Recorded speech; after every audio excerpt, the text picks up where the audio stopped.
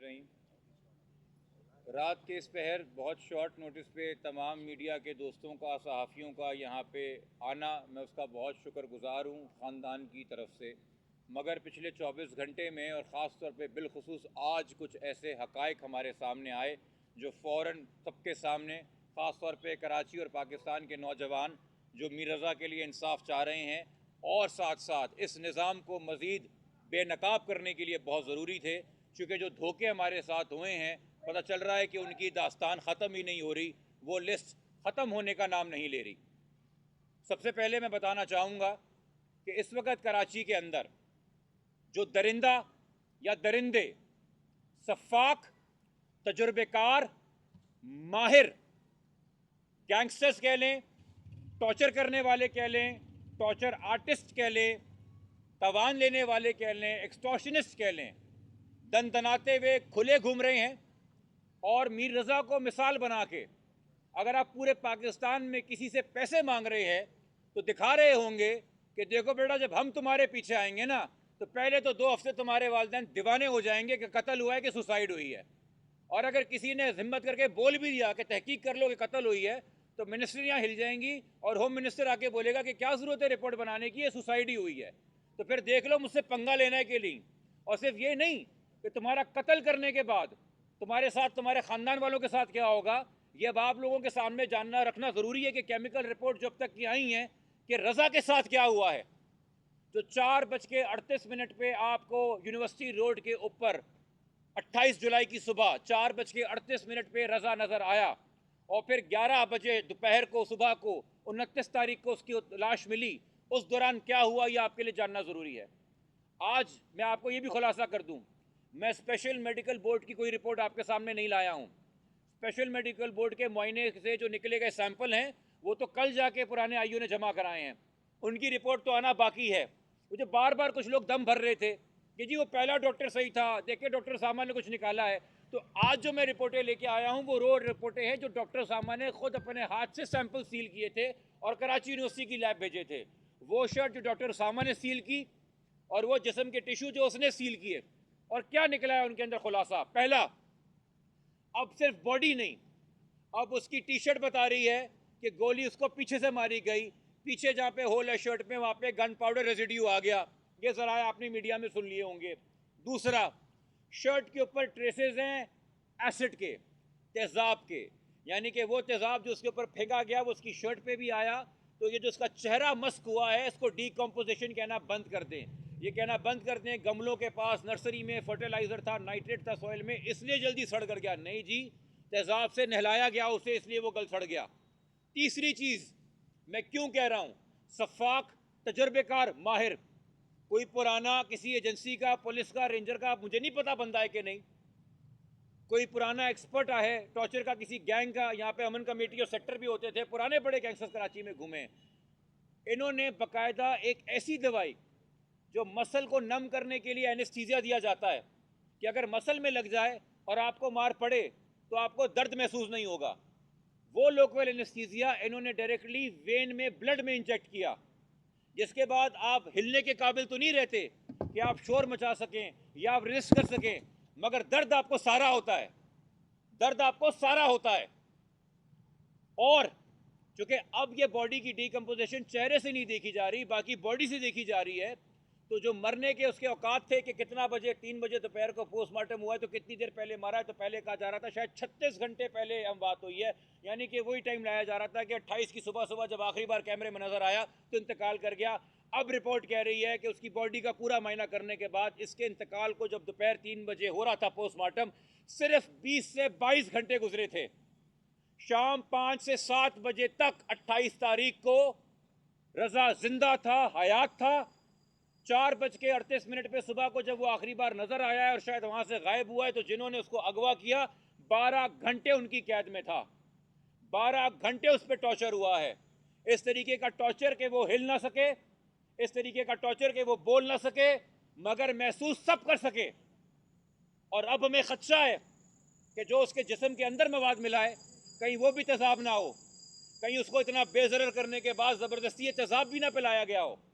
क्योंकि शायद सिर्फ ये पैगाम नहीं देना रज़ा के इतराफ़ में किसी को, शायद और लोगों को भी पैगाम देना। और रज़ा भी जो इतना डरा हुआ था, जो आप पैगाम कह रहे हैं कि सुबह तक 3 करोड़ दे दो वरना मैं सूरज नहीं देखूंगा, शायद रज़ा को भी किसी ऐसी बॉडी की तस्वीर उन लोगों ने दिखाई हो कि तुझसे पहले भी हमने कराची का या किसी और शहर का नौजवान मारा है और उसका भी कातिल आज तक नहीं मिला। हमें क्या पता ये कितना ताकतवर और पुराने लोग हैं जो ये काम कर रहे हैं। और उसके ऊपर देखिए आप हाल कि ये बॉडी मिलती है, इसको इन हालात के होने के बावजूद जिस तरीके से पिछली इन्वेस्टिगेशन टीम ने सुसाइड दिखाया और आपको मिसगाइड किया, वो चीज़ें जी एक तरफ। आपको मज़ीद कुछ चीज़ें बतानी है लड़के के, नौजवान के, शहीद के। और आज से प्लीज़ अब ये दो चीज़ें ना कहिए, मजलूम शहीद है रज़ा, ना उसे कोई डिप्रेस कहे, ना कोई बेचारों मददगार कहे, और कोई मिनिस्टर हिम्मत ना करे अब मेडिकल के ऊपर सवाल उठाने की, वरना इस्तीफा दे करने से पहले, वरना अब हम इस्तीफा मांगेंगे। हमें नहीं चाहिए किसी भी किस्म की पोस्टमार्टम का दिफा। हर लिहाज से साबित हुआ है कि क्या हुआ है। सोयम के दिन एक ब्लाइंड मर्डर है, कोई आई विटनेस नहीं है। सब यही कह रहे हैं कोई आई विटनेस नहीं है, ब्लाइंड मर्डर है, मोबाइल से सब डिलीट हो चुका है, घर पे बाकी सारी चीज़ें छोड़ के गया है, कुछ अता पता नहीं मिल रहा। एक वाहिद अपना डिजिटल फुटप्रिंट छोड़ गया जो मोबाइल से कनेक्टेड है, जो उसकी स्मार्ट वॉच है, कि शायद इससे कोई पता लग जाए। कितनी अहम चीज़ होगी। तो पहले ज़रा पुरानी इन्वेस्टिगेशन के लोगों के नाम और रैंक सुन लें। एसएसपी समीउल्लाह सुमरो, ये हमारी स्पेशल इन्वेस्टिगेशन यूनिट CIA के एसएसपी हैं भाई, इनसे बड़ा कौन इन्वेस्टिगेटिंग ऑफिसर होगा। दूसरे हमारे ईस्ट के एसएसपी हैं जुबैर नज़ीर शेख, तीसरे हमारे एसपी हैं उस्मान सद्दो सही साहब। तो ज़रा देखिए, सोयम के दिन आके वो स्मार्ट वॉच ख़ानदान से ली गई। आज नई तफ्तीशी अफसर के एसएसपी अली रज़ा ने ख़ानदान के सामने एसएसपी समीउल्लाह सुमरो को फ़ोन किया कि जी कुछ पासवर्ड वगैरह बहन के पास हैं, हमें ये घड़ी दे दें, हम यहाँ NCCA फॉरेंसिक साइंस लैब आए हैं, इनको देंगे, ये खोलेंगे बहन के साथ बैठ के ताकि प्रॉपर काम थोड़ा हो जाए। तो और चूँकि कहा NCCI ने, हम ऐसे तो कोई प्रॉपर्टी सीज जो हुई भी रिसीव नहीं करेंगे, हमें तो मेमो चाहिए कि जी सील की थी IO ने, अब हम ले रहे हैं। तो समीउल्लाह सुमरो बोलते हैं परेशान ना हो, वो तो अनऑफिशियली रखी है, उसका मेमो ही नहीं बना। 8 दिन से SSP SIU अपनी जेब में स्मार्ट वॉच, कत्ल का सबसे अहम एविडेंस लेके घूम रहे हैं, और उसमें से चीज़ें निकाल निकाल के आप मीडिया को दे रहे हैं। और क्या आप मीडिया ने नशर नहीं की? तो 10 दिन में आपने बेड़ा गर्क कर दिया मेन एविडेंस का, उसको मैनिपुलेट करने के लिए, उसमें लॉस आने के लिए, उसमें करप्शन करने के लिए। ये क्रिमिनल कंडक्ट है या सिर्फ लापरवाही है समीउल्लाह सुमरो की, या किसी को बचाने के लिए किया गया? DVR उस गेस्ट हाउस की गली का जहाँ पे बात हो रही है कि कहाँ का DVR है, जो हमें अब काट काट के दिखाया जा रहा है, वो DVR अपनी गाड़ी में लिए हुए SHO फिरोजाबाद अदील अफजल लेके घूम रहे हैं, वो जी उनके पास है। तीसरी चीज़ मोबाइल फ़ोन है, मोबाइल फ़ोन CDD वालों के पास पड़ा हुआ है, उम्मीद है उसका प्रॉपर मेमो बना हो जी। अलग अलग जगह पे अलग अलग चीज़ें बनी, उस DVR का भी मेमो बना है कि नहीं बना हमें नहीं पता। और सुनिए सोने पे सुहागा, जुबैर नज़ीर शेख, हम कुछ नहीं कहते, हमने पहले कहा था अच्छी शोहरत के अफसर थे। क्या 4 दिन पहले, 3 दिन पहले सिंध हाई कोर्ट ने इनके खिलाफ डिपार्टमेंटल इंक्वायरी ऑर्डर नहीं की है कि इन पे इल्ज़ाम लगा है 5 करोड़ रुपए भत्ता लेने का? हाई कोर्ट ने देखा, हाई कोर्ट ने इंक्वायरी ऑर्डर कर दी। ऐसे लोग आपने नामजद किए थे हमारी कमेटी में, वो छोड़ दीजिए। यहाँ पे तमाम साफ़ी बैठे हैं, क्राइम सारे रिपीट करते हैं। आपको पता है उस्मान सद्दो सही साहब पिछले 2 हफ्ते से कहाँ हैं? कराची में हैं, कराची में हैं, आज़ाद कश्मीर में है।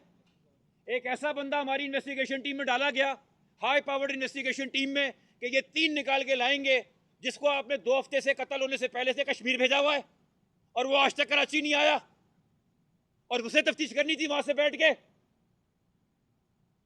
ये हुकूमत है पीपल्स पार्टी की। उस दिन भी कहा था, फिर कहता हूं चुल्लू भर पानी में डूब मरो, मगर शर्म कहां बाकी के डूब मरेंगे ये लोग। मैंने कल कहा था निकल के DIG ऑफिस से, लाओबालीपना नजर आया, गफलत नजर आई, हम इनके करियर खा जाएंगे। सफाक दरिंदों को बचाते हुए ये हरकतें हो रही हैं, किसी आम कातिल को नहीं। और एक से जायद लोग जो 12 घंटे काबू रख सकते थे रजा को, जो उसको इंजेक्शन लगा सकते थे, जो उसको माउफ कर सकते थे, जो तेजाब में नहला सकते थे, जो गोली मार सकते थे और बॉडी उठा के वहां पे फेंक के आ सकते थे। और गुलिस्तान जौहर का थाना पहले दिन से शामिल है, रोज बॉडियां उठाते हो, तुम्हें नहीं पता ये तेजाब है? तुम्हें नहीं पता ये किस तरह से बॉडी फेंकी गई है?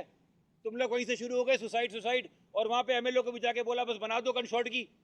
MLO ने तो चलो फाइनल ओपिनियन के अंदर अपनी गलती दुरुस्त कर ली, समीउल्लाह सुमरो कैसे करेगा आज 10 दिन बाद? 10 दिन में बैकडेट पे जाके बनाएगा उस घड़ी का मेमो? डीवीआर का मेमो 10 दिन बाद बनाओगे?